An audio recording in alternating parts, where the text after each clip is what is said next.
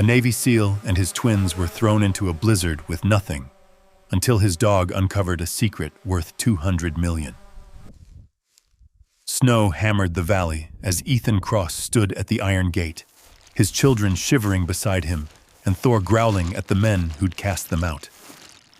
What none of them knew was that beneath the floor of a collapsing farmhouse, the truth their enemies feared was waiting to surface.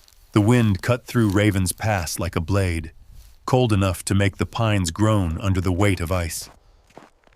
Ethan Cross stood at the iron gates of the Langston estate with snow collecting on his shoulders, his breath drifting into the frozen morning air. His twins, Lily and Noah, huddled close to him, their small hands wrapped around the handles of overstuffed duffel bags. Beside them, Thor stood rigid, ears pinned forward, tail stiff, his body a wall of muscle and loyalty between the children and the danger Ethan sensed was coming. Behind the gate, movers in thick jackets tossed the family's belongings out, as if they were clearing trash instead of memories. A lamp shattered on the driveway. A box of the twins' books spilled across the snow. One worker kicked aside a framed photo of Hannah, Ethan's late wife, the glass cracking in a jagged line across her smile. Ethan swallowed hard. He didn't bend to pick it up, not with his knees trembling the way they were, not with the humiliation burning behind his ribs. Gerald Langston stood on the far side of the gate wearing a black wool coat that seemed untouched by the storm. His gloved hands were clasped behind his back, and his silver hair was combed perfectly despite the wind. Two security guards flanked him, each one holding a hand on their holstered sidearms. Ethan knew the type. He had served with men who held their guns the same way. Calm, confident, ready to escalate if the moment called for it. "Ethan," Gerald said, voice sharp as the frost. "This arrangement was temporary. You and the children may collect your things, but your permission to stay here has ended." Ethan took one step forward. Thor followed, a low, thunderous growl rising from his chest. "Gerald, Hannah's funeral was 3 weeks ago," Ethan said quietly. "The kids haven't even finished grieving. We need time." Gerald's expression never softened. "You need stability, and clearly, you cannot provide it. You have no income, no home, and no certainty. My daughter is gone, Ethan. You are not taking my grandchildren down with you." Lily buried her face into Ethan's coat, tears soaking through the fabric. Noah stared up at Gerald with a clenched jaw, trying to look braver than he felt. Ethan laid a hand on each of their shoulders, grounding himself through their weight, their warmth, their trembling grief. "This isn't stability," Ethan said. "This is cruelty." Gerald nodded toward the guards. "Escort them off the property." The gate buzzed, locks disengaging with a harsh clank. The wind seemed to roar louder as the metal swung open. The guards stepped out, forming a wall of black uniforms and stern eyes. Thor stood directly in front of Ethan, lowering his stance, shoulders rising as a warning. The guards hesitated, and Ethan rested a hand lightly on Thor's neck. "It's okay, boy," he whispered, though nothing about this moment was okay. One guard approached. "Sir, let's keep this calm. We don't want to upset the kids." Ethan nearly laughed, bitter, painful, but the knot in his chest made the sound die before it formed. "You're a little late for that," he said. The guard glanced down at Thor, reassessing whether approaching was a good idea. Thor didn't move, didn't blink, didn't break eye contact. Ethan gave a sharp whistle, and Thor reluctantly backed up a step, though his growl didn't ease. Gerald's voice echoed across the storm. "Take your things and go, Ethan. Raven's Pass is no longer your home." Home. The word twisted like wire in his throat. Hannah had grown up here. She had run through these halls as a child, danced in the courtyard lights as a teenager, and stood under the birch trees with Ethan the night she told him she was pregnant. This place held every good memory he had of her, and now It was pushing them out into the snow like they were nothing. The guards waited until Ethan gathered the scattered boxes and guided the children to the truck. Thor jumped into the back seat, positioning himself between the twins as if shielding them from the world outside. When Ethan shut the door, the muffled sobs from Lily pierced through his chest. He looked once more at Gerald. "You promised Hannah you'd protect her family." Gerald didn't blink. "I am protecting them." Ethan shook his head. "You're protecting your pride." With that, he climbed into the driver's seat and started the engine. Snowflakes streaked across the windshield like sparks. As the truck pulled away, Gerald turned his back without watching them go, disappearing into the warm glow of the estate. Ethan drove down the long, winding road, the gates shrinking behind them until they vanished completely. Every breath he took burned, scraping against the grief lodged in his lungs. Every mile felt like a step farther from Hannah, from the life he'd thought they would build together.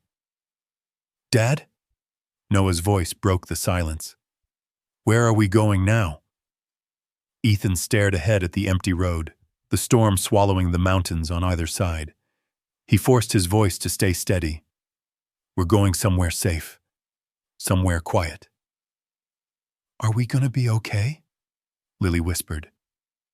Thor placed his head gently on her lap, and she stroked his ears with shaky fingers. Ethan didn't answer right away. The truth was heavy, brutal. But he wouldn't frighten them. Not now. Not when they had already lost so much. "We're going to be okay," he said finally, though he felt anything but. "We still have each other." And in the rearview mirror, Thor's amber eyes met his own, steady, unflinching, as if saying, "I'm here. I'll keep them safe. Keep you safe." Ethan exhaled slowly, letting that be enough for now. The storm deepened, the road narrowing as it led toward Cold Creek Valley, toward the only place left for them, toward the only place that might still take them in.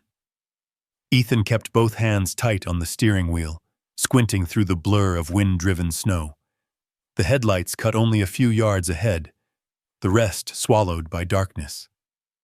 Beside him, the twins leaned into Thor's warmth in the back seat, the dog's steady breathing the only sign of calm in the rattling cab. When the farmhouse finally emerged from the fog, it looked less like a home and more like a memory someone had tried to bury. The roof sagged in the middle, shingles torn away by years of storms. One shutter hung crooked. A porch step was missing entirely. The surrounding fields were blanketed in snow, untouched, except for a single set of old deer tracks that vanished near the barn. Ethan parked the truck and stepped into the biting wind. His boots sank deep into the snow, and he closed his eyes for a moment, steadying the ache pulsing behind his temples. "We'll make it work," he whispered to himself. "We always do." Thor leapt out first, landing with a soft thud. He lifted his head high, sniffing the air with sharp, deliberate breaths. The fur along his spine prickled. A warning sign Ethan had learned to trust long before he trusted himself. "Dad, is this it?" Noah asked softly as he stepped out, his breath rising in thin white clouds. "It's just for now," Ethan said. "We'll fix it up. It'll be warm, safe." But even as the words left his mouth, he wasn't sure he believed them. Inside, the farmhouse was darker than the storm outside. The air carried the scent of mold, cold earth, and old timber. The floorboards creaked under each step. A draft pushed through cracked window frames. The ceiling above the living room dipped as if carrying more weight than it could bear. Lily stood in the doorway, hugging her coat tighter. "Mom wouldn't like this place." Ethan knelt in front of her. "Your mom would like that we're together, that we're safe for the night. And tomorrow, we'll make it better, one step at a time." Lily nodded, though her eyes remained fixed on the broken corner of the room. Thor moved ahead, inspecting the house with practiced precision. His paws carried him room to room, sniffing, circling, then returning to a single warped floorboard near the fireplace. He pushed his nose against it, whining low. Ethan frowned. "Thor, leave it. Probably a raccoon nest." Thor didn't move. He pressed his paw against the board again, claws scraping the wood. "Dad," Noah whispered, "he doesn't do that unless it's something important." "I know," Ethan said softly, "but let's just settle in for now." He pulled their sleeping bags from a box and spread them in the warmest corner, near a small portable heater he'd brought from the truck. The heater hummed to life, casting a weak orange glow across the peeling wallpaper. The wind howled outside. The shutters banged. Snow slipped through the cracks and fell in soft piles on the floor. Still, Noah offered a brave smile. "It's not that bad, Dad. Feels like camping." Ethan forced a grin. Exactly like camping. But camping didn't make his chest tighten the way this place did. Camping didn't trigger the flickers of memory. Dust-filled rooms in faraway cities, broken buildings he'd been sent to clear, quiet corners where danger waited. He blinked hard, grounding himself with a slow breath, focusing on the heater's hum instead of the echoes clawing at him. Lily sat cross-legged, her sketchbook on her knees. She traced lines with numb fingers, drawing a face Ethan recognized instantly. Hannah, smiling the way she hadn't been able to smile near the end. "Mom used to draw all the time," Lily murmured. "Drawing helps me remember her." "It helps me too," Ethan said. "Keep drawing. Keep her close." Thor circled back to the warped floorboard. This time he barked once, sharp, insistent. Ethan stood, rubbing his temples. "Thor, seriously, not tonight." Thor's ears flattened as he looked back at Ethan, not defiant, concerned. Noah knelt beside the dog. "He's trying to say something." "Dad." "We should check." "We're cold. We're tired," Ethan said. "Tomorrow, okay?" "We'll look tomorrow." Thor backed away reluctantly, sitting between the twins as if accepting the compromise. For now. As the night deepened, the farmhouse settled with cracks and groans that sounded almost alive. A cold draft brushed across Ethan's neck, and he looked around sharply. He could hear the storm pounding the roof, each gust rattling the attic door. "Everyone get some rest," he said softly. "Long day tomorrow." Lily curled into her sleeping bag, her hand still resting on Thor's back. Noah pulled his beanie over his ears and turned onto his side. Thor remained sitting upright long after the children drifted to sleep, watching the door, watching the windows, watching the floorboard, as if guarding them against something only he could sense. Ethan lay down but didn't close his eyes. He couldn't. Every time he tried, he saw the iron gates slamming shut. He heard Gerald's cold voice. He remembered Hannah's hand slipping from his in that hospital bed. His throat tightened. The heater flickered once, sending shadows dancing across the cracked walls. Thor growled low, a quiet rumble, just enough to warn that the night wasn't as still as it seemed. Ethan breathed through another wave of trembling in his hands and forced himself to stay calm. "You're here," he whispered to Thor. "Keep them safe, just like always." Thor lay down at last, still alert, head on his paws, eyes fixed on the darkness beyond the windows. Outside, the storm roared across Cold Creek Valley, swallowing the farmhouse in ice and wind. Inside, Ethan listened to the beating of the storm and the quiet breaths of his children, hoping that somehow, against all odds, tomorrow would hurt less than today. But deep in his gut, he knew the worst was still waiting in the shadows. Morning came slow and gray. A faint light seeped through the cracked windows, turning the frost on the glass into pale maps of white rivers and crooked mountains. Ethan pushed himself up from the cold floor, his back aching from another sleepless night. Thor was already awake, sitting straight-backed, staring at the door as if he'd held watch until dawn. Easy, boy, Ethan whispered. It's just morning. But Thor didn't relax. His ears twitched. His stare didn't break. Ethan rubbed the dog's head, then stood and nudged Noah gently with his boot. Come on, bud. Time to get ready for school. Noah groaned but sat up. Lily followed, rubbing sleep from her eyes. They looked exhausted, but determined. Kids who had already learned too much about losing and starting over. Once they were dressed, Ethan loaded them into the truck. The engine sputtered before rumbling awake. Thor hopped into the back seat, settling between the twins. Snow crunched under the tires as they descended the valley road toward the small schoolhouse in the center of town. Cold Creek Valley felt like a different world from Raven's Pass. Smaller, quieter, with a diner that opened before dawn and a gas station that doubled as the post office. A few people glanced up as Ethan drove by, the way small towns always noticed newcomers. Ethan dropped the kids off. Lily hugged him tight, her eyes lingering longer than normal. Noah gave a small nod, the kind of nod a boy gives when he wants to say, "I'll be fine," even if he's not. Then Ethan headed to his new job at the sawmill.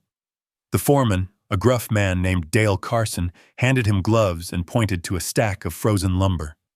Straight cuts, fast pace, no hero stuff. Got it, Ethan said. But throughout the morning he kept catching glimpses of something in the tree line beyond the mill.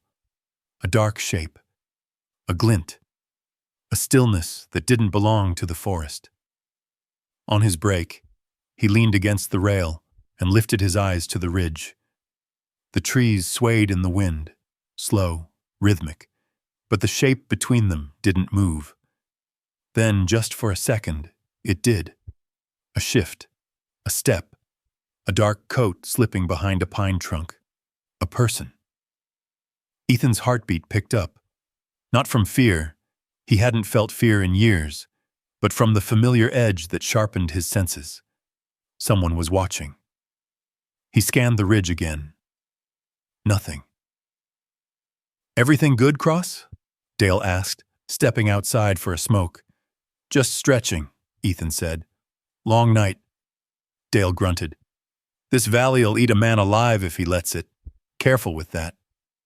Ethan nodded but said nothing. He kept, his eyes on the ridge long after Dale had gone back inside. When the shift ended, Ethan picked up the kids from school. Noah slid into the truck quickly. Lily climbed in slower, hugging her backpack close. How was it? Ethan asked. Okay, Lily said. Noah sighed. Some kids asked why Thor isn't with you anymore at the big house. I didn't know what to say. Ethan gripped the wheel tighter. Tell them we're starting fresh. That's all they need to know. The truck turned onto the long road leading back to the farmhouse. As they passed a bend near the edge of the timberline, Thor suddenly stood up, pressing his paws against the window, barking hard and fast. Alert, not scared. What is it? Lily whispered. Ethan slowed the truck and looked toward the woods. At first he saw nothing but trees. Then, there, barely visible between the pines, a black SUV parked just off the road, tucked behind brush. No headlights, no movement, no reason to be there. Ethan felt the back of his neck tighten. He drove on, forcing his breath steady. The kids didn't need more fear. But Thor wouldn't stop staring out the window until the SUV vanished behind the curve of the hill. Back at the farmhouse, Ethan let the kids inside and walked around the property, scanning the snow for tracks. Thor followed, nose low, ears rigid. Near the barn, Thor growled deep and low. Fresh footprints, human, led halfway around the structure before disappearing into the woods. Ethan crouched beside them. The tracks were crisp, less than a day old. Someone had been here. Dad? Noah called from the porch. Grandpa Gerald called the school office today. He said he's going to come see us soon.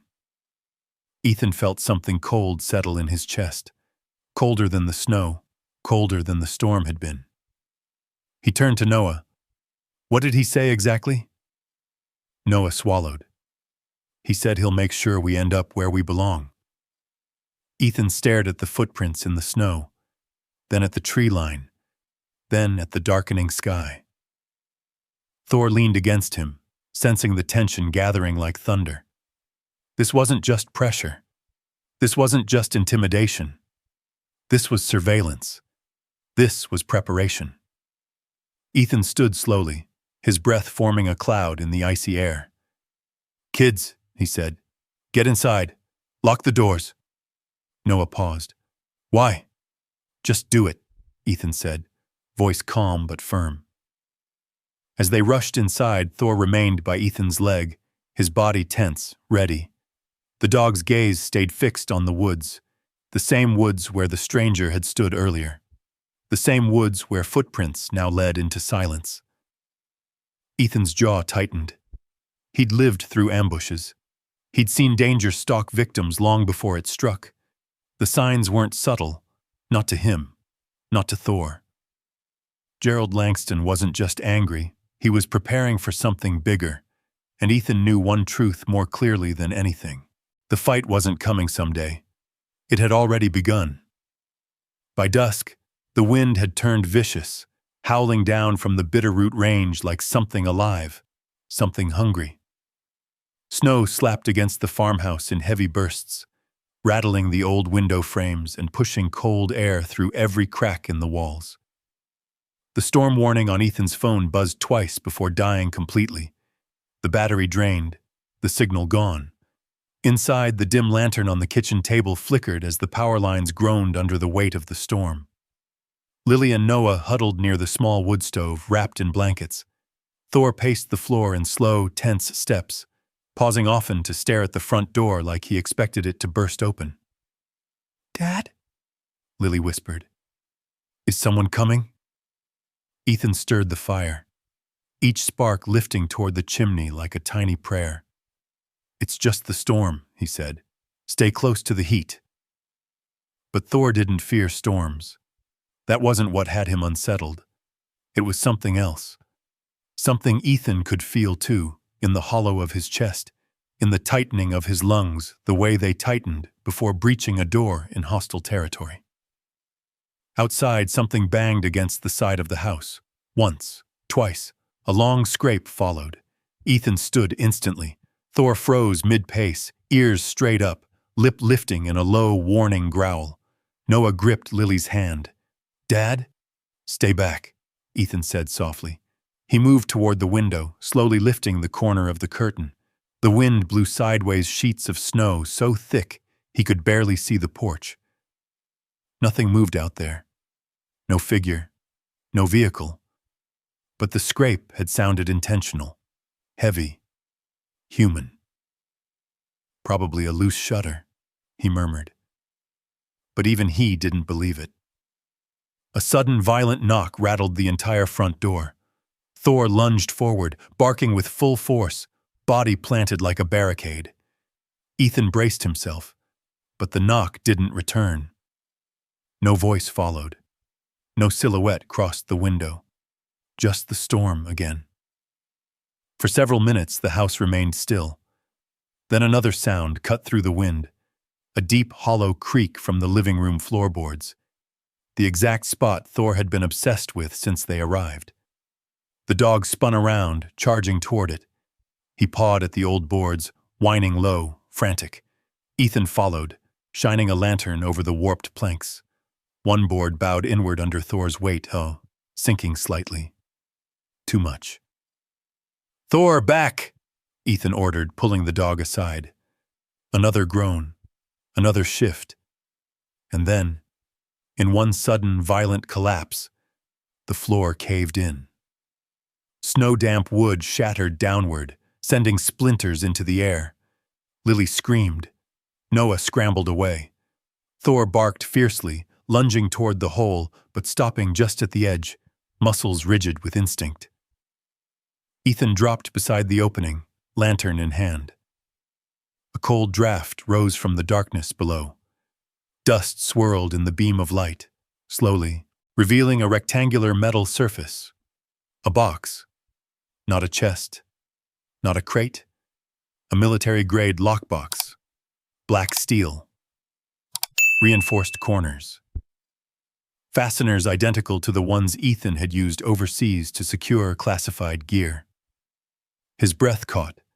His fingers tightened around the lantern handle. "No way," he muttered.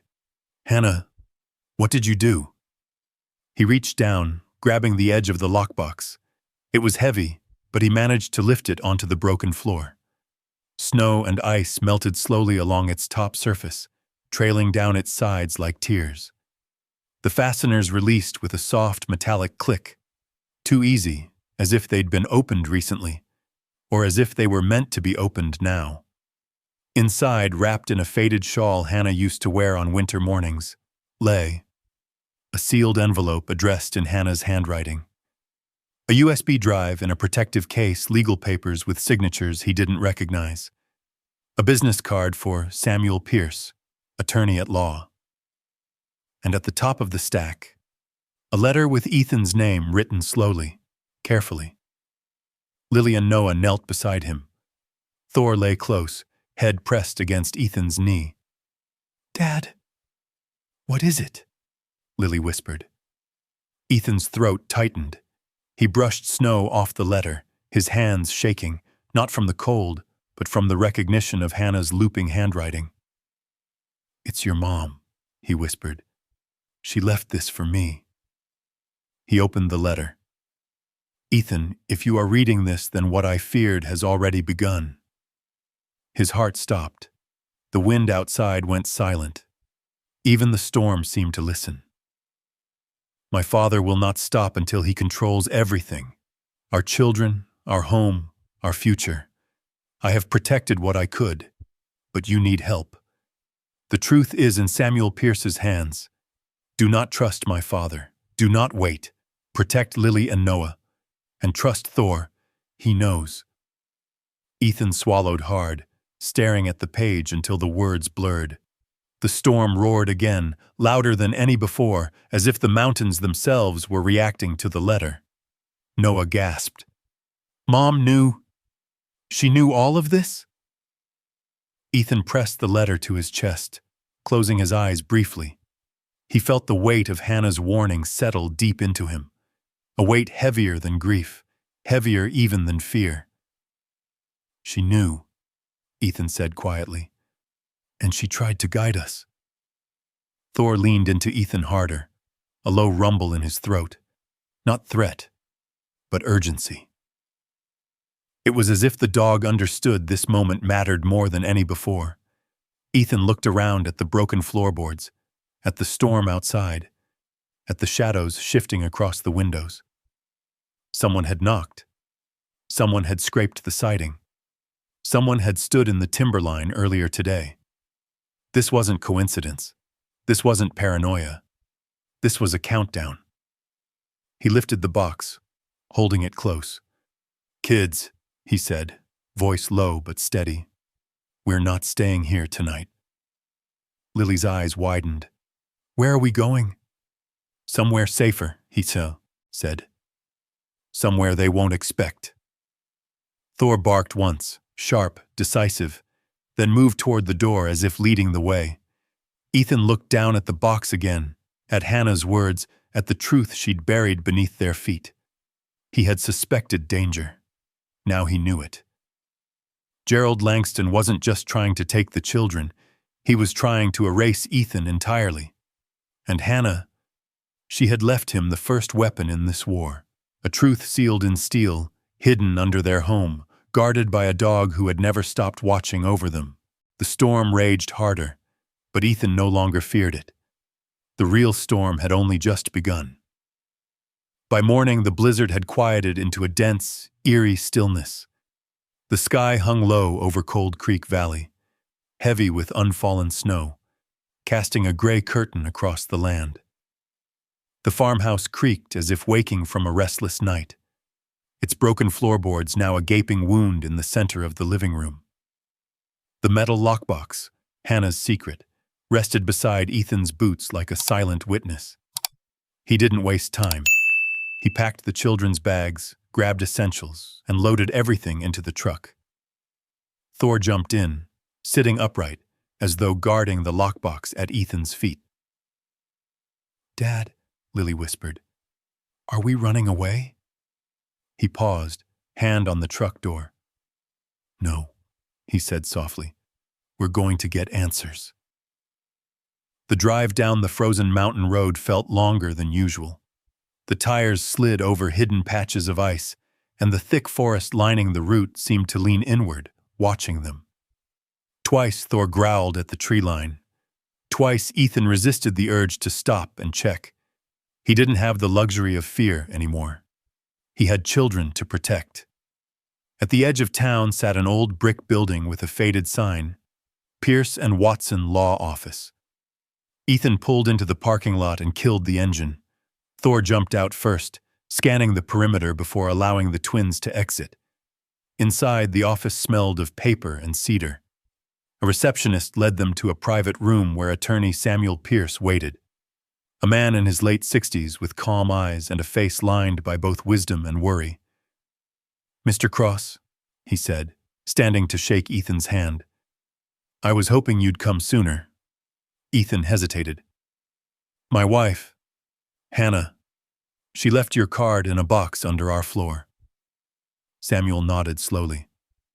"I know. I advised her to hide it somewhere only you and Thor might find." Thor looked up at the man, ears twitching, but he didn't growl. A good sign. Samuel motioned for Ethan to open the lockbox. Ethan placed it on the desk and lifted the lid. The lawyer's expression tightened with recognition. "Yes," Samuel murmured. She followed every instruction. Lily and Noah sat beside Ethan, hands clasped, breath held. "What is this?" Ethan asked. "What did Hannah hide from me?" Samuel exhaled deeply, then pulled a folder from his briefcase. "Your wife was the sole heir to her grandmother's private estate. Not the Langston fortune. Her maternal line had its own wealth that Gerald Langston never controlled, and Hannah inherited all of it." Ethan blinked. "How much are we talking about? A savings account?" Samuel met his eyes. "No, Ethan. $200 million. The room fell silent. Snow tapped against the windows. The heater hummed softly. No one breathed. Lily's eyes widened. Noah froze. Thor let out a quiet huff, sensing the sudden shift in the room's energy. Ethan shook his chin head. "That's impossible. Hannah never lived like someone with money. We struggled. I took night shifts. We bought second-hand clothes." "She did that deliberately," Samuel said gently. "She didn't want the Langston family or anyone to use wealth to control your marriage. Her grandmother insisted the fortune be kept secret until Hannah deemed it necessary." Ethan lowered his voice. "And when Hannah died, the trust activated?" Samuel nodded. "But only under specific conditions. Conditions Hannah designed to protect you." He slid a document across the table. Activation clause. Trust is to be revealed only if Hannah's death results in coercion, manipulation, or attempted custody interference toward her husband or children. Ethan stared at the clause until the words blurred. Gerald Langston had thrown him out, filed false reports, sent people into the valley, wanted custody of the twins. The trust had predicted everything. "She knew," Ethan whispered, voice breaking. "She knew he would try to take the kids." Samuel folded his hands. Hannah spent her final months preparing for this. Every document, every instruction, every legal safeguard. She put all of it in place to protect you and the twins. Lily leaned against Thor, her voice small. "Did she know Grandpa would be mean?" Samuel softened. She knew he valued control more than love. She worried that after she was gone, Gerald would try to decide your lives for you. Ethan clenched his fists. "So that's what this is? A war over control?" A war you didn't choose, Samuel said, but one Hannah prepared you for. Ethan sat in silence, trying to process the truth. Snow drifted in slow spirals outside the window, peaceful, almost mocking. Inside him, something heavy shifted. Anger, disbelief, sorrow, and something else rising beneath it. Purpose. What happens now? Ethan asked. Samuel opened another folder. The trust gives you full legal authority over the estate and its assets. But more importantly, it provides protections. Custody protections. Financial protections. Witness protections, if necessary. Witness protections, Ethan repeated. Samuel's expression darkened. Gerald has already tried to file emergency custody claims. He's hired investigators. He's working to paint you as unstable and financially unfit. Lily and Noah drew closer to Ethan, their voices small. He can't take us, right? Lily whispered. Ethan looked at his children, then at Thor, steady, strong, loyal. No, Ethan said firmly. He can't. Samuel's tone shifted. But Ethan, you must understand something. Gerald will not stop. Not until he gets what he wants.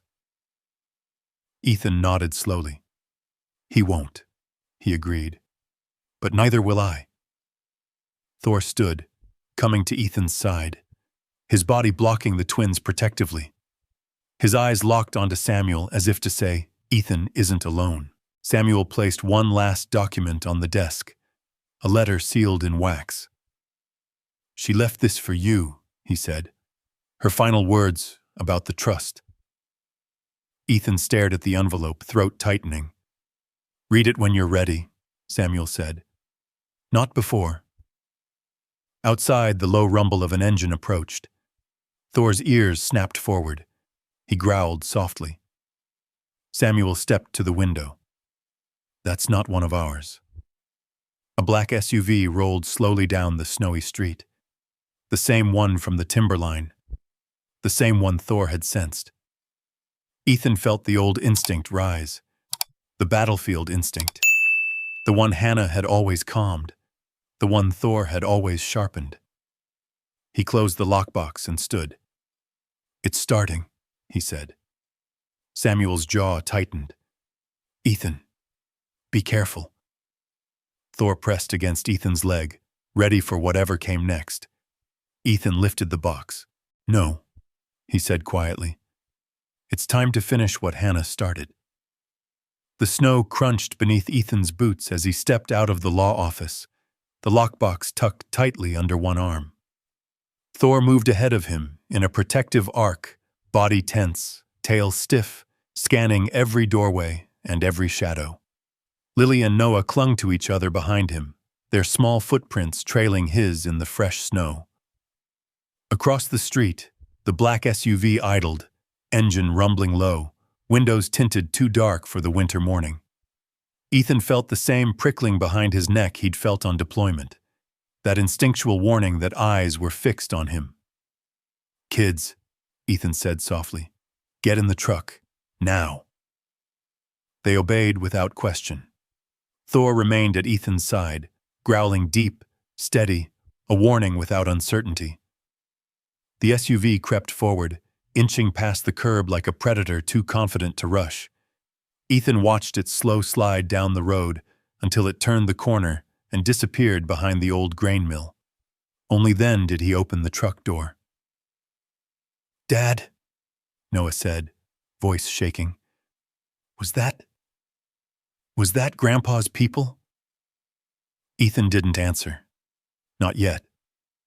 He wasn't ready to put that fear into words for them. Instead, he started the engine, turned up the heat, and drove.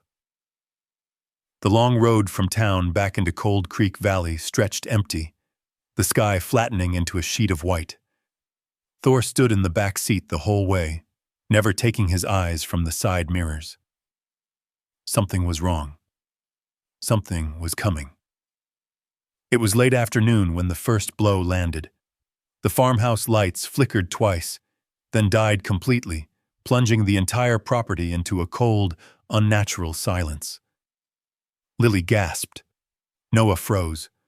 Thor bolted upright, a sharp, warning bark cutting the air. Ethan grabbed the flashlight and checked the breakers. Every switch was still up. "A breaker didn't do this," he muttered. He stepped outside, scanning the perimeter. The cold bit instantly into his skin. The snow near the back of the house was disturbed. 2 sets of footprints, deep and fresh, leading straight toward the back power conduit, and cut wires dangling like snapped vines. "Someone was here," Ethan whispered. Thor growled at the woods, body rigid. Then a rustle, a branch breaking. A figure, briefly visible between the trees, turned and vanished into the forest. Thor lunged forward, barking so hard his whole body shook. "No!" Ethan snapped. "Stay!" Thor stopped mid-stride, panting, eyes fixed on the darkness. Ethan scanned the woods, heart hammering. Whoever cut the power hadn't expected Thor, or hadn't cared. Either way, this wasn't random vandalism. Someone wanted them vulnerable. Cold, afraid, unprotected. The wolves were closing in. Night fell fully, swallowing the farmhouse in thick blue darkness. The only light came from a lantern on the kitchen table and the faint glow of embers in the wood stove. Ethan forced calm into his voice. "Kids, stay close to Thor." Lily scooted nearer, resting her small hand on Thor's back. Noah sat beside them, trying to look braver than he felt. Thor didn't relax for a second. Then came the sound Ethan dreaded most. Footsteps. Slow, measured, heavy. On the porch. Ethan reached for the shotgun he kept unloaded above the doorframe, a habit from the SEAL days. He didn't load it. He didn't point it. But holding it grounded him, steadying his breathing. A knock followed. 3 firm raps, not frantic, not desperate, controlled. "Mr. Cross?" a voice called, muffled through the door. Ethan stiffened. He knew that voice. Sheriff Don Halford. He cracked the door open just enough to stare out. Halford stood alone on the porch, snow on his shoulders, badge glinting in the lantern light. But his eyes shifted away too quickly, like a man who didn't want to be here. "Evening, Ethan," Halford said. "Heard you lost power." "How would you know that?" Ethan asked. Halford didn't blink. "Town saw the line go down. Thought I'd check in." Ethan watched him carefully.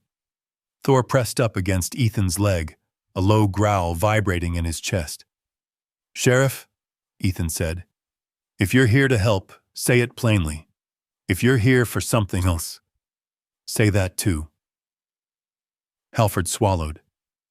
"Look, Ethan, I'm not here to make trouble. But I need to give you a warning. From me to you." Ethan tensed. "What kind of warning?" Halford dropped his gaze, voice growing tight. "You need to leave Cold Creek Valley. Tonight. Before this situation gets worse for you and the kids." The air froze. "What situation?" Ethan asked slowly. Halford hesitated. "Gerald Langston filed emergency custody claims. Said you're unstable. Said the kids aren't safe out here. And with your background, the PTSD..." Ethan's jaw clenched so hard it hurt. "My background is the reason my kids are alive." Halford shifted, uncomfortable. "Doesn't matter what's true. What matters is what's being filed. The Langstons have pull. If they push this hard enough, my kids aren't going anywhere," Ethan snapped. Halford exhaled. "I know you're a good father, but paperwork, judges, money, none of it cares about that." "Are you saying you're taking them?" Ethan demanded. Halford raised his hands. "No, sir. Not tonight. Not without a court order. I'm just telling you what's coming." Thor barked sharply. The sheriff flinched. "This isn't right," Ethan said. "You know that." Halford nodded once. "Doesn't change the fact it's happening." The sheriff turned to leave, then paused. His voice dropped to a whisper. "And Ethan, the men who cut that line, they weren't kids. They weren't locals. Don't let them catch you off guard again." Ethan shut the door with a slow, controlled force, locking it twice. The room stayed silent for a long time. Then Lily whispered, "Dad, are they going to take us?" "No," Ethan said firmly. "Not while I'm breathing." But inside, a storm even stronger than the blizzard raged through him. PTSD tremors rippled down his spine. His vision tunneled. His breathing grew shallow. Flashback light cracked across his memory. Sand, heat, metal doors, gunfire. He gripped the table hard. Thor moved instantly, pressing his body against Ethan's legs, leaning his full weight to ground him. The dog's warmth cut through the rising panic, anchoring Ethan back to the present, back to his kids, back to the cold farmhouse. Ethan placed a shaky hand on Thor's head. "I'm okay," he whispered. "I'm here." The tremors eased. The memory faded. Thor stayed pressed against him until Ethan could breathe again. Then Ethan stood, strength returning to his voice. "They want to fight?" he said quietly. "They're going to get one." Noah tugged on his sleeve.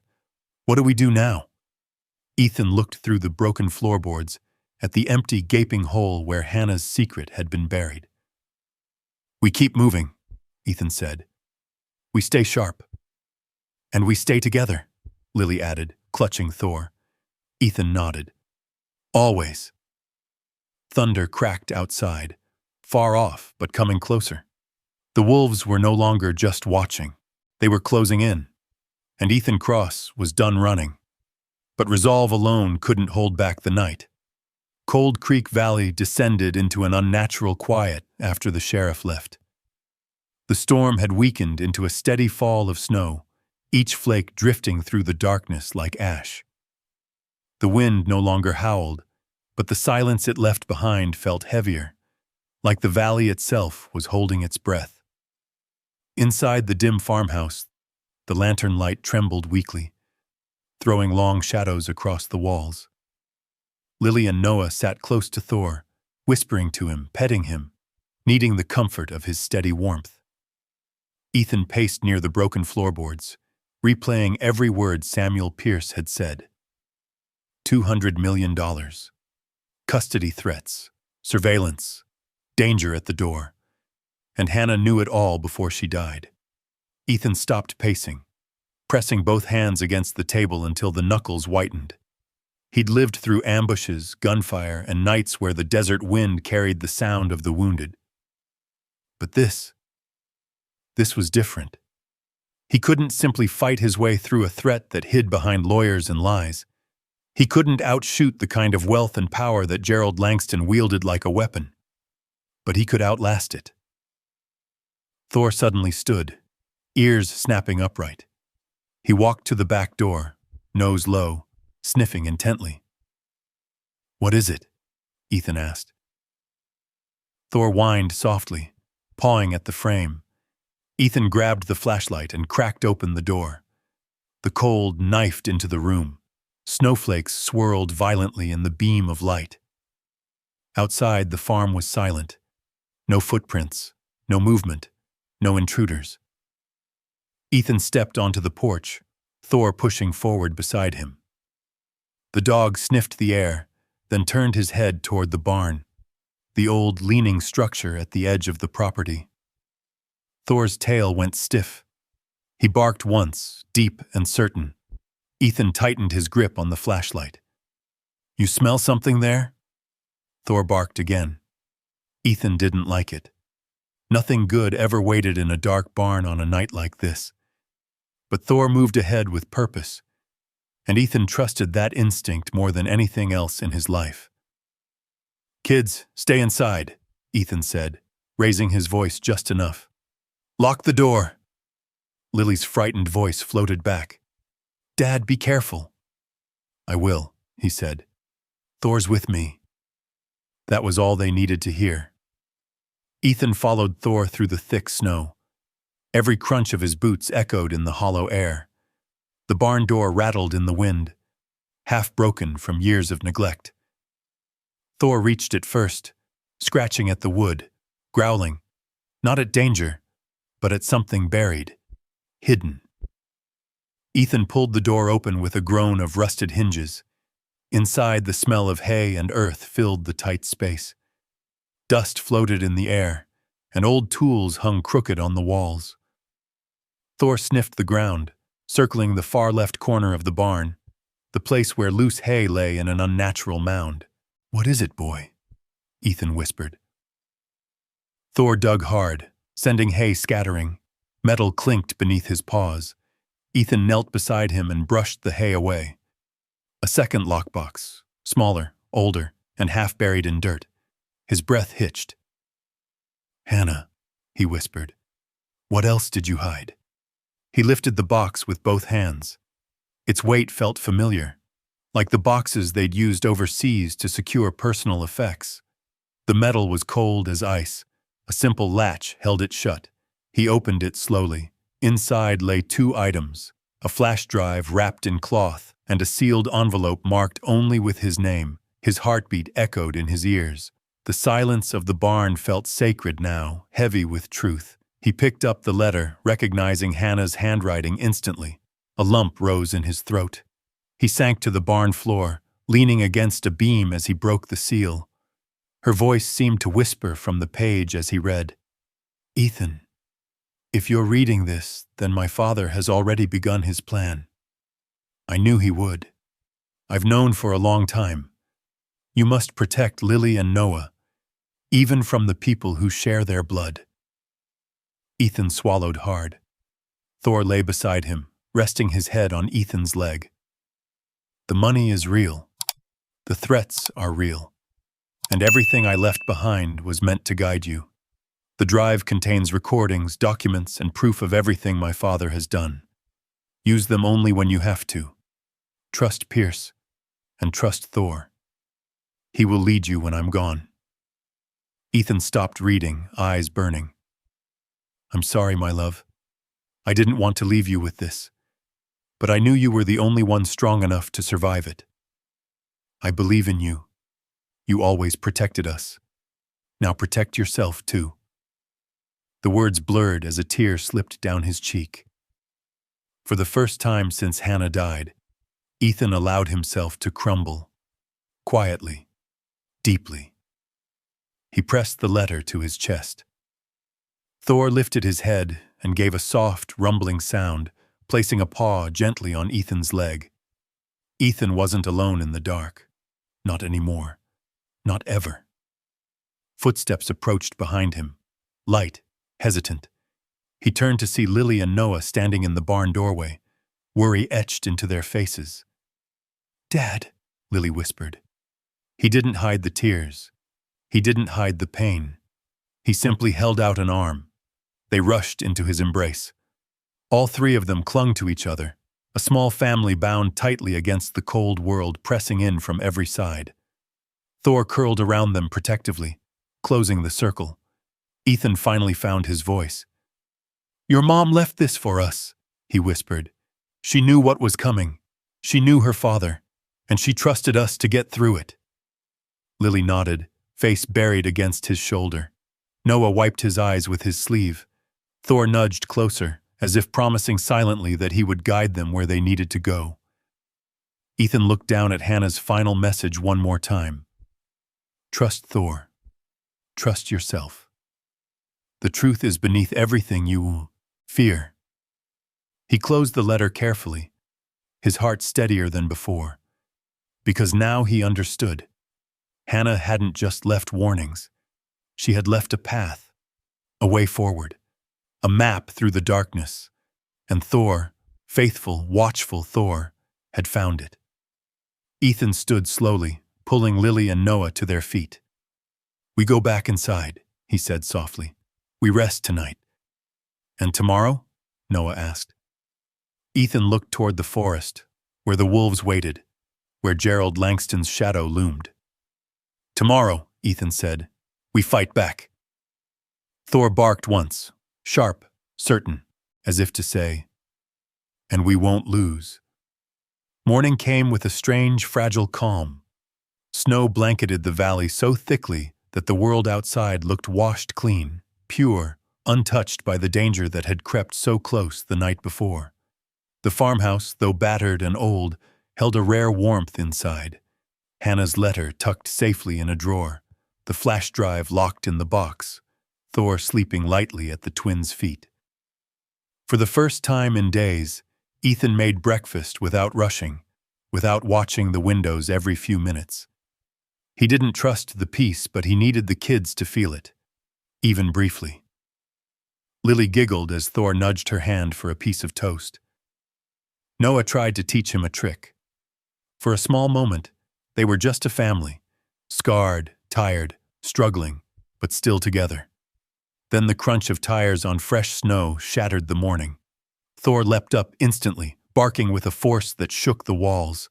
Ethan's heart slammed against his ribs. "Kids, go to the back room," he said, already moving to the window.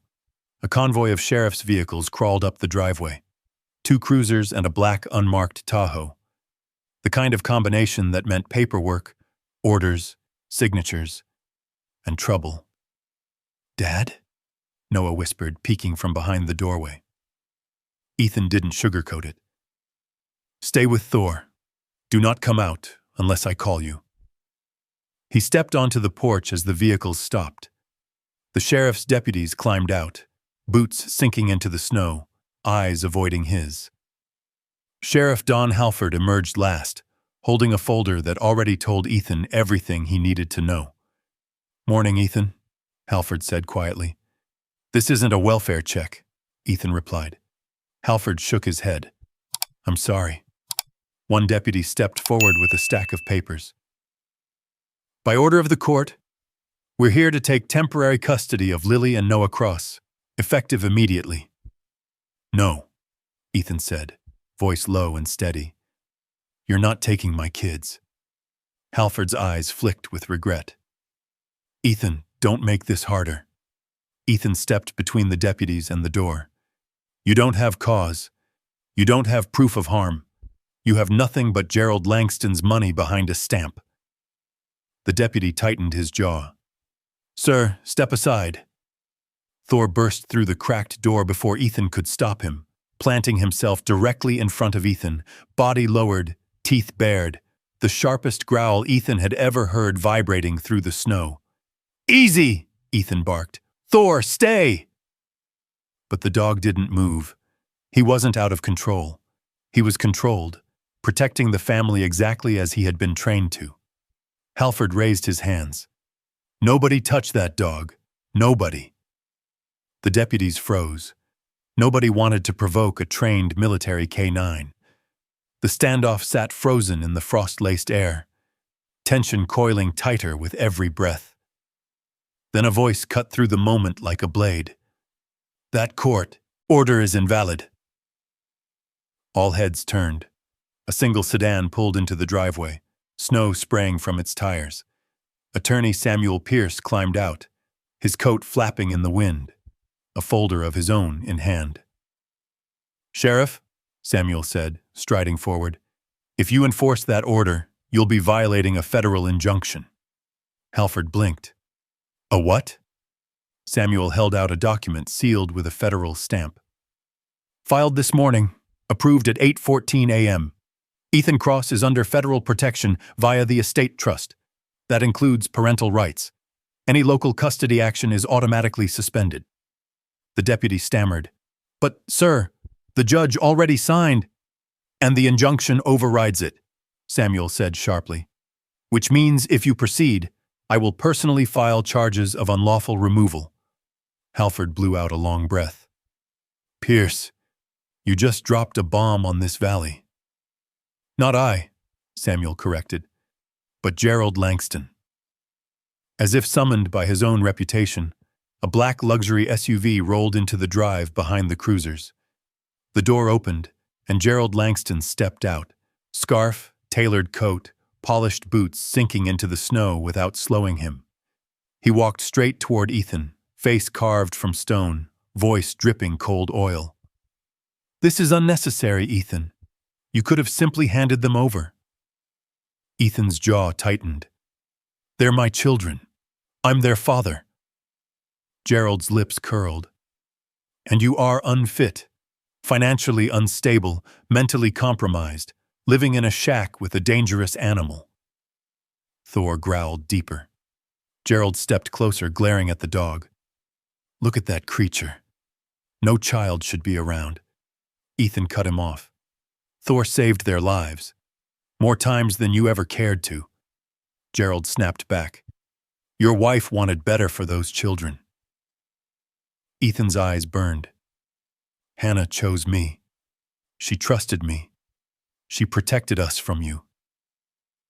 For the first time, Gerald faltered. Just slightly.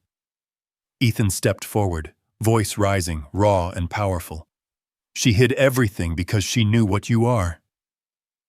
Samuel nodded. "And now her protections have activated. Ethan has legal custody, full custody.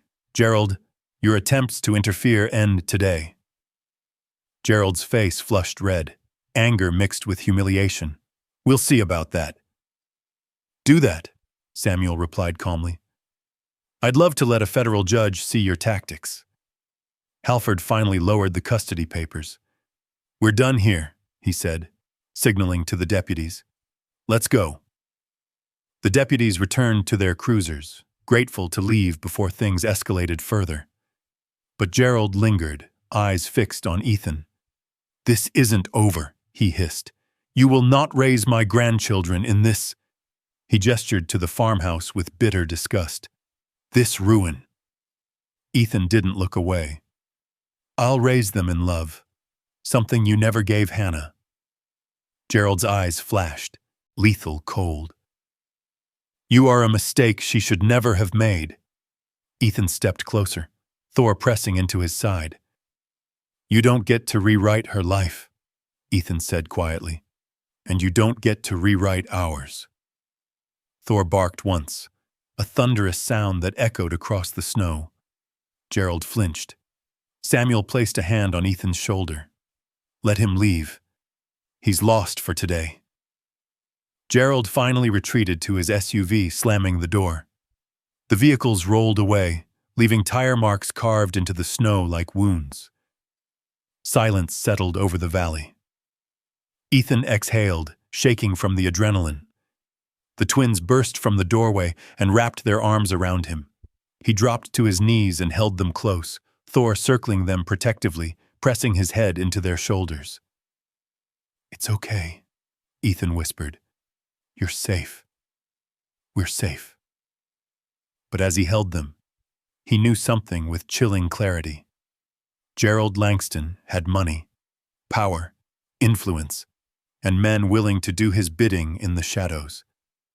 Ethan had barely survived this ambush. The next one would be worse. The storm in the valley had changed shape. It was no longer snow, it was war. And it was coming for them. The valley lay draped in quiet after Gerald's convoy retreated, but the silence that remained wasn't comforting. It was the kind of quiet that came after a warning shot, the kind that told Ethan the next one wouldn't be a warning at all. Inside the farmhouse, Ethan ushered the twins in and locked the door. Thor paced from window to window, nose pressed to the glass, tail stiff and pointed, a sentinel waiting for the next move. Samuel Pierce stood near the table, adjusting his glasses as he pulled out the documents Gerald had tried to weaponize. "Ethan," he said, "we have what we need, but we have to move quickly." Ethan rubbed a hand over his face. "Tell me what we're dealing with." Samuel opened a folder as thick as a field manual. "Your father-in-law filed multiple claims, emergency custody, mental instability accusations, financial endangerment, all fabricated." "Of course he did," Ethan muttered. "He's been preparing this for months," Samuel continued. "He suppressed every legal notice concerning the trust. He tried to sabotage your background checks, He even hired private investigators to document your life here in the valley. Ethan stiffened. The SUV in the trees. The cut power line. Samuel nodded. Yes. And we have proof, timestamps, photographs, anomaly reports, everything. Lily stood beside Thor, stroking his ears. Mom knew, she whispered. She knew he was dangerous. Ethan knelt beside her. She knew he wanted control, and she did everything she could to protect us. Noah looked up from the old letter with wide, worried eyes. What happens now? Ethan met Samuel's gaze. This is where we fight back. Samuel nodded and placed a final stack of papers on the table. We take this to court. Not here. The local judge is too connected to Gerald. We're filing at the state level. Once this hits their desk, everything changes. Ethan clenched his jaw. Let's do it. 2 days later, the courtroom in Helena sat heavy with anticipation. Snow drifted outside the tall windows, and the wooden benches creaked as strangers shifted in their seats. Reporters whispered, sensing a story. Members of the Valley community appeared as well, drawn by rumors of a wealthy man trying to seize the children of a seal widower. Ethan sat tall at the table beside Samuel, his suit worn but clean, his hands steady. Thor rested at his feet, calm but alert, one paw touching Ethan's boot for grounding. Across the aisle sat Gerald Langston, stiff-backed, expression carved from ice, his lawyer whispering frantically in his ear. Gerald didn't acknowledge Ethan.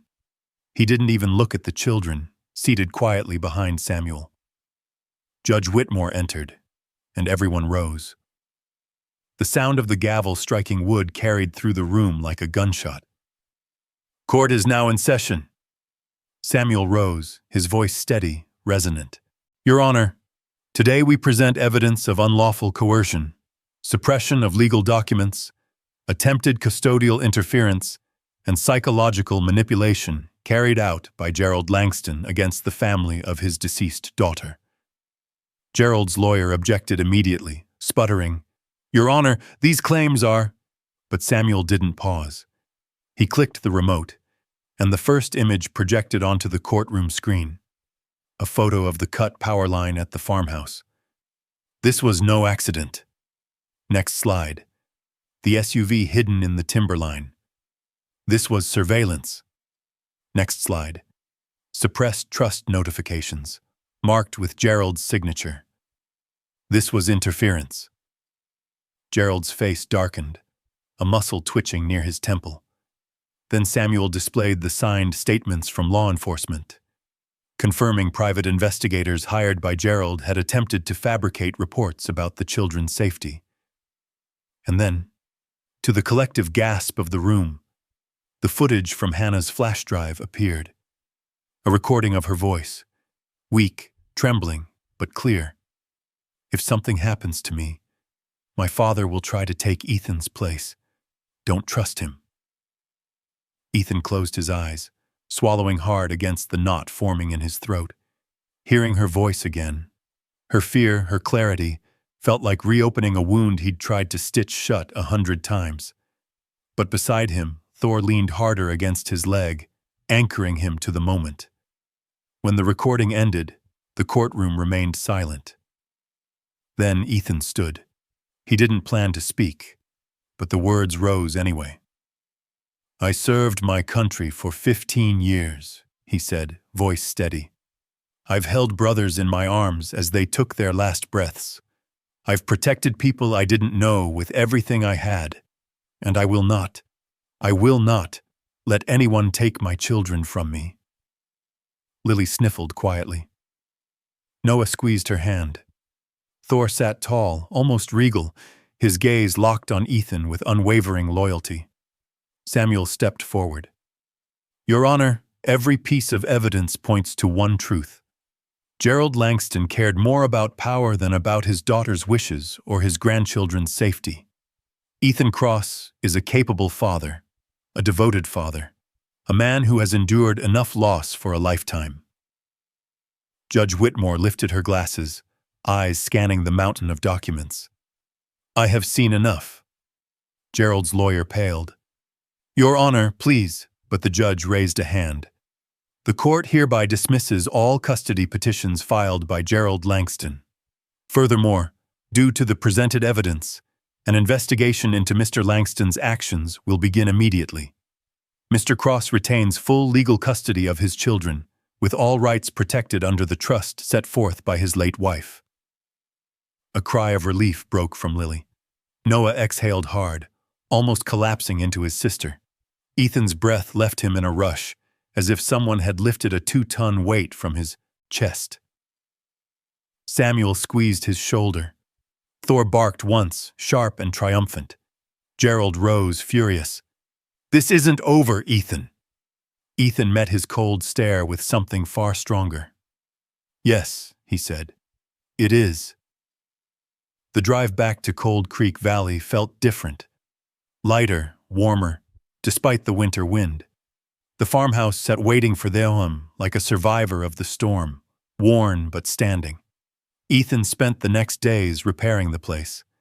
Using the trust's emergency funds, he replaced windows, patched the roof, fixed the front steps.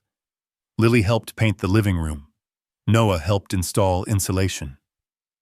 The house slowly transformed from a crumbling shelter into a real home. Thor watched every hammer swing, every brush stroke, every laugh shared between father and children. Healing seeped into the walls, into the floorboards where secrets once hid. Thor's injury from the fight with the intruder was treated by the local vet, stitches and rest. The twins cared for him all day, brushing his fur, feeding him by hand, whispering to him as if he were part brother, part guardian angel, and to them he was both. One evening, as snow drifted softly outside, Ethan stepped onto the porch. The valley lay quiet. No more SUVs in the timberline, no more footsteps in the woods. "Thank you, Hannah," he murmured, "for trusting me, for trusting us." Behind him, Thor pressed his warm head against Ethan's hand, as if answering. "You weren't alone. Not then. Not now. Not ever." For the first time since Hannah's death, Ethan allowed himself to breathe without fear. But far above the valley, beyond Frostline Ridge, thunder rolled again. Not from a storm, from the past, from the mountain, from the truth Hannah had begun to reveal. And Ethan knew the next battle wouldn't be legal. It would be personal. It would be painful. But he wasn't afraid. Not with his children beside him. Not with Thor guiding him. Not with Hannah's voice still echoing in his heart. The seal was done surviving. Now he was ready to rebuild. But rebuilding had a way of stirring what had been buried, both in the earth and in the heart. Winter sunlight stretched thin across Cold Creek Valley, soft but cold, like a hand brushing over old wounds. The farmhouse repairs were nearly done, and warmth returned to the rooms that once groaned with emptiness. Lily's laughter began to carry through the hallways again. Noah spent afternoons helping Thor regain strength, tossing sticks into the snow, while the dog limped with determined pride to fetch them. It should have felt like peace, but peace was never simple for Ethan Cross. One morning before dawn, he woke with a weight in his chest he couldn't shake. Not fear, not panic. Something deeper, like unfinished business pressing against his ribs. Hannah's voice from the recorded message had echoed through his dreams all night. "Trust yourself. The truth is beneath everything you fear." He got dressed quietly, careful not to wake the twins. Thor lifted his head the moment Ethan reached for his jacket. "You're coming," Ethan whispered. Thor rose slowly, still stiff from recovery, but willing, always willing, when Ethan called. The air outside was sharp with frost. The sky above Frostline Ridge glowed faint blue, the world holding its breath in the minutes before sunrise. Ethan glanced back at the farmhouse, light glowing through the kitchen window, a sign of fragile hope. Then he began the climb. The path up the ridge was steep, packed with snow that crunched under every step. Ethan walked it like a man visiting a battlefield, steady, purposeful, but carrying the ghosts of everything he'd lost. Thor stayed close, sometimes brushing against Ethan's leg, grounding him through the tremors that occasionally shook his hands. Halfway up, Ethan paused, chest tightening, breath short. A wave of memory hit him. Sand instead of snow, night vision goggles instead of dawn light, gunfire snapping the silence apart. His knees buckled. Thor leaned into him immediately, pressing the full weight of his warm body against Ethan's side. Ethan gripped the dog's fur, grounding himself in the present, in the cold air, in the smell of pine, in the steady rhythm of Thor's breathing. "I'm okay," Ethan whispered. "Just needed a second." Thor waited until Ethan's breathing steadied. Then they climbed the rest of the way together. At the top of Frostline Ridge, the world opened. The valley stretched far below. Tiny houses, twisting roads, the glittering thread of Cold Creek weaving through it. Snow sparkled on every surface, and there, beneath a lone spruce tree, stood Hannah's grave marker, simple, wooden, handmade by Ethan himself. He approached slowly. Thor sat beside him, head bowed.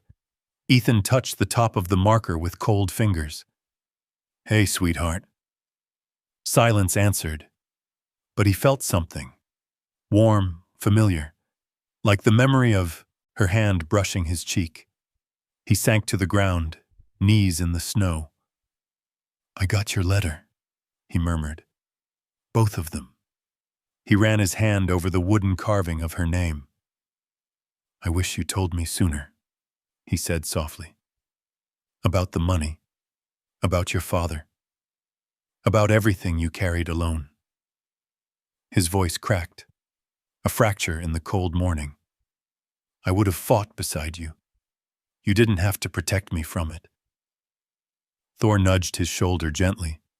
Ethan swallowed hard. "But you always tried to carry things alone, didn't you? Even when it hurt you." His eyes burned. He blinked the pain away. "For a long time I thought I failed you," he whispered. "Thought if I had been better, stronger, maybe you'd still be here." His voice broke completely. "I'm sorry," he said. "I'm so sorry I couldn't save you." The valley wind swept around him, cold and sharp, like breath drawn through clenched teeth. Thor pressed his head into Ethan's chest, a steady heartbeat against Ethan's trembling hands. And then, like a memory rising from the snow, Hannah's recorded voice echoed in his mind. "Trust yourself. Protect them. Live." Ethan closed his eyes as tears froze on his lashes. Something inside him shifted. Slowly. Painfully. Not healing. Not yet. But beginning. He looked at Thor. "We made it this far because of you," he said. "You kept us together. She trusted you to lead us. And she was right." Thor licked his hand once, warm against the cold. Ethan stood, wiping snow from his knees. "Come on, boy," he murmured. "Let's go home." But as they turned, the wind shifted sharply, carrying a smell Thor recognized instantly, a smell that stiffened every muscle in the dog's body, a human scent. Unfamiliar. Too close. Thor growled, deep and primal. Ethan spun, scanning the tree line above the ridge.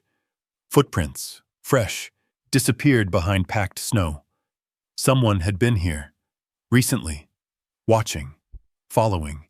He felt the chill settle into his spine. "We're not alone." Thor barked once. A warning, not fear. Then Ethan saw something sticking out from behind a rock. A scrap of fabric. Blue. Expensive. Out of place in the wilderness. Gerald's. Ethan clenched his jaw. Even here, on sacred ground, on the ridge where Hannah rested, Gerald's shadow hunted them. He stared at the footprints again. Today they were alone. Tomorrow, maybe not. He took one last look at Hannah's grave, letting his hand rest briefly on the marker. "I promised I'd protect them," he whispered, "and I will." As he and Thor descended the ridge, the world brightened, sunlight cutting through the clouds, lighting the path home. The ghosts in Ethan's chest still lingered, but they no longer controlled him. He walked with a clearer purpose. There was more to do, more truth ahead, more battles to face, but for the first time since Hannah's death, he felt something flicker inside him. Not peace, but the possibility of it. The mountain behind him stood silent, but the message it carried echoed in his heart. You lived through the worst. Now rise. Thor trotted beside him, guardian, partner, family. Together they walked toward the valley, toward the farmhouse, toward whatever waited next. The storm wasn't gone, but Ethan was no longer afraid of it. Not anymore. In the days that followed his visit to Frostline Ridge, something inside Ethan shifted, quietly, steadily, like ice melting beneath early spring sun. The grief didn't leave him.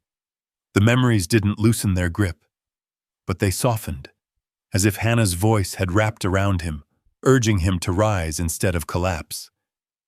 He worked with a different kind of purpose now, not just to rebuild the farmhouse, not just to protect Lily and Noah, but to build a future Hannah would have wanted, one rooted in service, in compassion, in honoring the battles both seen and unseen. The morning the idea came to him, Ethan stood in the barn, repairing one of the old support beams as dust drifted through rays of sunlight. Thor lay nearby, slowly stretching his healing leg, while the twins painted a wooden sign for the front porch. Noah tapped his paintbrush rhythmically. "Dad? Why do you think Mom loved this valley so much?" Ethan lowered the hammer. "Because it reminded her that even hard places can become homes." Lily smiled gently at that. "Like us." Ethan's breath caught at the truth in her words. He stepped outside, leaning against the railing of the newly rebuilt porch. Snow still clung to the fields, but sunlight shimmered across the drifts, making the valley look almost silver. Silver Creek Valley. Silver Ridge beyond it. Cold Creek. Frostline. These weren't just names. They were part of their story. He thought about the trust money. $200 million. Wealth he had never wanted, but now understood he was meant to use with purpose. Hannah hadn't saved that money for comfort or luxury. She saved it to build something. And so Ethan finally knew what he had to build. A place for the broken. For those who served. For those who hurt in silence. A place that would save others the way Thor had saved him. The Frostline Foundation. He could see it clearly. Cabins for veterans, training grounds for service dogs, therapy programs, emergency shelters, scholarships for local kids. A haven where no veteran, no family, no child would ever feel alone again. Thor nudged his leg as if asking, "What now, Ethan?" Ethan smiled. "Now we honor her." Over the next weeks, the valley buzzed with unexpected activity. Construction trucks rolled into the fields behind the farmhouse. Surveyors walked the property, marking off areas for cabins and training courses. Volunteers from town, people who had once looked at Ethan with uncertainty, now stepped forward with tools, lumber, and hot meals. Ethan worked beside them, sleeves rolled, boots caked in mud and snow, the weight of grief replaced by the momentum of purpose. Thor followed him everywhere, earning affectionate pats from volunteers and protective glances from the valley's children. During lunch breaks, Ethan met with community leaders and counselors, mapping out programs for PTSD, support, vocational training, and crisis assistance. This valley needs this, the local pastor told him, gripping Ethan's shoulder. And your wife would be proud. Ethan swallowed hard. I hope so. You're turning pain into purpose, the pastor said. There's no better way to honor her. Word spread quickly, first through the town, then through the county, and soon across the state. Donations began to appear in the foundation's mailbox. Letters from families thanking Ethan for providing what their loved ones never had. The twins helped plant apple trees near the training field. Lily hung small ribbons on each sapling, names of fallen heroes. Noah trained alongside Thor, mimicking the commands Ethan taught him, laughing when Thor nuzzled him for treats. One afternoon, as Ethan inspected the framework of the foundation's main building, a familiar black sedan pulled into the driveway. Samuel Pierce stepped out, holding a thick envelope. Ethan walked over, wiping sawdust from his hands. Pierce, tell me this isn't another court battle. Samuel chuckled. Not this time. He handed Ethan the envelope. This is the final authorization. The estate trust is fully transferred to you. All assets, all protections. Hannah's wishes are now secured, permanently. Ethan turned the envelope over in his hands, feeling the significance settle into his chest. Thank you. For everything. Samuel nodded. You did the hard part. I just carried the papers. Before he left, Samuel knelt and scratched Thor behind the ears. You did good, old boy. You kept them alive. Thor wagged his tail, eyes bright. As Samuel drove off, Ethan looked back at the foundation, the framework rising like a promise against the snowy sky. Hope wasn't a small thing. Hope built worlds. And then, the most unexpected moment of all occurred. One cold morning, Gerald Langston arrived in a gray sedan, not in a convoy, not with lawyers, not with arrogance. He stepped out slowly, older somehow, smaller than the shadow he once cast. Thor stiffened, but didn't growl. Ethan placed a hand on his head, a silent command to hold. Gerald approached the porch where Ethan stood. I came alone, Gerald said quietly. Ethan folded his arms. Why? Gerald hesitated, a long, fragile silence moving between them. Because I lost my daughter, and then I nearly lost my grandchildren, and now I realize I nearly lost something else. Ethan didn't soften. Which is? Gerald swallowed. My chance to do better. Ethan didn't respond. Not at first. He studied the man who had caused them so much pain, who had tried to break their family apart for the sake of control. Then he saw it. The grief, the regret, the cost. I want to see the twins, Gerald said softly, if you'll allow it. Ethan thought of Hannah, of the woman who always believed healing mattered more than revenge. He nodded slowly. Supervised visits at the foundation. They deserve safety. Gerald exhaled shakily, nodding with gratitude he didn't know how to verbalize. Lily and Noah appeared hesitantly on the porch, and Gerald approached them like a man approaching a fragile seedling in winter. Thor watched every move, but he didn't intervene. Ethan stood quietly, hands in his pockets, watching the children talk softly to their grandfather under the pale morning sun. This was what Hannah wanted. Not a world free of pain, but a world where love still had room to grow despite it. That evening, as the sun dipped behind Frostline Ridge, Ethan walked the perimeter of the foundation grounds. Cabins stood framed against the sky. Paths had been laid. Volunteers had left their handprints in the wet concrete walkway. Thor walked beside him, tail swaying lightly, content. You know, Ethan murmured, none of this would have happened without you. Thor bumped his hand with his nose. Yeah, Ethan said, smiling softly. I know Hannah trusted me, but she trusted you too, maybe more. He stopped at the highest point of the property, looking out over the valley, a valley once filled with fear, now filled with possibility. Loyalty saves lives, he whispered. Thor looked up at him with knowing eyes, and somewhere deep in Ethan's heart, he felt Hannah smile. The storm had not vanished, but the future finally felt like a sunrise worth walking toward. Together, he and Thor headed back to the farmhouse, where warmth, family, and the beginning of healing waited inside. Tomorrow, the foundation would open its doors. Tomorrow, hope would become real. And Ethan knew, without Thor, without Hannah, without the fight, none of it would have been possible. 1 year later, Cold Creek Valley didn't look like the same place Ethan had first driven into with his world collapsing around him. Winter had returned, gentle this time, not cruel, laying soft white blankets across the hills and glassing the frozen creek with glittering ice.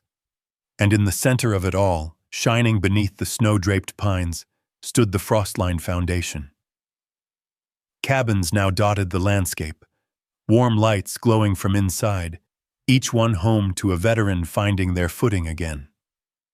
The training field stretched behind them, marked by wooden beams, obstacle paths, and the distant echo of a handler calling out commands to a service dog in training.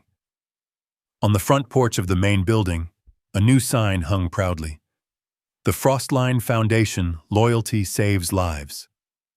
Ethan had carved the letters himself. Lily painted the background blue. Noah added a tiny paw print near the corner. Thor approved with a single tail wag. It was a good year, one built out of hard work, long days, healed nights, and slow breaths after too much pain. Inside the farmhouse, Lily's voice drifted through the living room as she worked on another art project. She'd grown taller, her face losing the softness of childhood and gaining a quiet determination. Her mother's determination. Noah now helped veterans on the weekends, guiding them through breathing exercises he learned from watching Ethan. Thor padded from room to room like he owned the house, and in many ways, he did. His limp had healed. His fur had grown thicker for winter. He still watched the doors, the windows, the tree line, but now with a calm confidence. The valley was no longer a battlefield. It was home. Ethan stepped outside with a mug of hot coffee, watching the frost cloud his breath. Snowflakes drifted gently around him, settling on his coat like tiny shimmering feathers. "Thor," he called. The dog trotted toward him through the snow, tail wagging, then paused suddenly, head lifting, ears straight. "What is it now?" Ethan asked with a smile. Thor didn't answer, of course, but he didn't have to. He turned and walked toward the old birch tree near the fence, sniffing at the base of the trunk. Snow had drifted thick against it, forming a small mound. Thor pawed delicately at the mound, then more urgently. Ethan raised an eyebrow. "You found something again? What did you bury out here this time? Noah's gloves?" But Thor's behavior shifted, nose deep in the snow, tail stiff, shoulders tight with focus. This wasn't play. Ethan walked over. "What is it, boy?" Thor dug faster, snow flying in bursts behind him. Then his paws scraped something solid, something metal. Ethan knelt beside him, brushing the snow away with his bare hands. A glint of gold peeked through, a small ring, delicate, shining even in the winter light. Ethan froze, his breath caught. "Hannah's ring," he whispered. Thor stepped back, letting Ethan lift the tiny circle of gold. Her wedding band, warm now from his touch, even though it had been buried in snow. The same ring she'd worn every day, the one that had vanished after her final hospital visit. He stared at it, memories crashing like soft waves, the way she used to spin it nervously when she was thinking, the indentation it left on her finger after long nights, the quiet promise it held in every moment. Lily and Noah rushed outside, breathless from running. "What happened?" Lily gasped. "Dad, what's wrong?" Noah asked. Ethan held up the ring. The twins froze. Lily's eyes filled instantly. "Mom's wedding band." "I thought it was lost forever," Ethan whispered. Thor stepped forward, placing his head gently against Ethan's shoulder. "You always know," Ethan murmured to him. "You always find her." He slipped the ring onto a thin chain he wore beneath his shirt, a chain that had held his dog tags for years. Now Hannah's ring joined them, resting against his heart. The snow fell quietly around them, soft as breath. Lily hugged Ethan's arm. Noah leaned against his side. Thor sat close, forming a small circle of warmth in the cold. After a moment, Ethan stood and motioned for them to follow him up the small hill behind the farmhouse. It was a place they visited often, a place where wind carried echoes of memories and where the valley opened wide. The three of them stood there now, overlooking Frostline Ridge, the foundation cabins glowing like embers scattered across the land. Volunteer lights flickered from windows. A service dog barked happily in the distance. A veteran chopped wood beside the main lodge. Life. Healing. Hope. All born from pain, carried by love. Ethan wrapped an arm around each child. Thor stood in front of them, chest high, a guardian against anything that dared threaten this peace. "You know," Ethan said softly, "I used to think our lives ended the day those gates closed on us." Lily looked up at him. "But they didn't." "No," Ethan whispered, smiling as snow dusted his hair. "They began again." He looked out across the valley, Hannah's ring warm against his chest, Thor's silhouette strong against the white horizon. "Some doors close," he said quietly, "but sometimes your dog finds the one that opens everything." Thor barked once as if agreeing with the final word. The snow continued to fall, painting the world gentle and white. Ethan Cross, his twins, and the dog who had carried them through the darkest year of their lives stood together, whole at last, stronger than before, ready for whatever came next. Because they had endured, because they had healed, because they had each other, and because love, real love, never dies. It just waits to be found again. If this story moved you, drop a 1 in the comments so I know you're standing for family, loyalty, and justice. And if you want more stories that honor good people fighting back the right way, make sure you subscribe and stick with us for the next one.